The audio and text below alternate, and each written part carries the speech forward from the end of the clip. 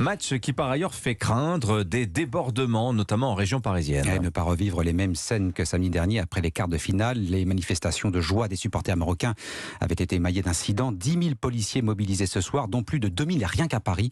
Le ministre de l'Intérieur, Gérald Darmanin, s'en est expliqué hier à l'Assemblée nationale. 10 000 policiers, ça veut dire qu'à Paris, par exemple, je veux le dire ici, la circulation des Champs-Élysées sera maintenue, mais une grande partie des portes du périphérique seront sans doute dès 18h30 clôturées.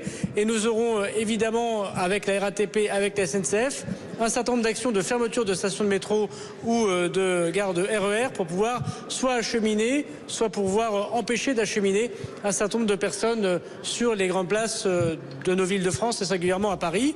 Gérald Darmanin hier à l'Assemblée nationale, le ministre de l'Intérieur attentif à ce qui pourrait se passer à Paris et dans sa région, William Molinier. Le dispositif de sécurité est monté d'un cran, voire deux. Oui, 70 unités de force mobile vont être déployées partout en France, une trentaine pour la seule région parisienne. Sur les Champs-Élysées, la circulation des véhicules sera maintenue, mais certaines portes du périphérique seront fermées, tout comme plusieurs stations de métro.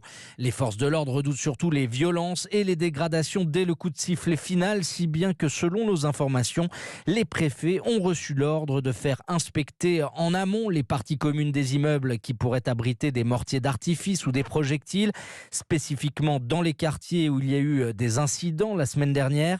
Par ailleurs, il a été demandé aux grandes villes de retirer les poubelles, les barrières de chantier ou le matériel public qui pourrait être lancé contre les policiers. Cette demi-finale fait office de premier grand test pour le préfet de police Laurent Nunez, dont l'objectif fixé par Gérald Darmanin est de concilier festivité et sécurité à presque 1 an et demi des Jeux Olympiques de Paris. William Molinier, les autorités devraient décider dans la journée de procéder ou non à des fouilles préalables sur les supporters qui souhaitent se rendre sur les Champs-Élysées.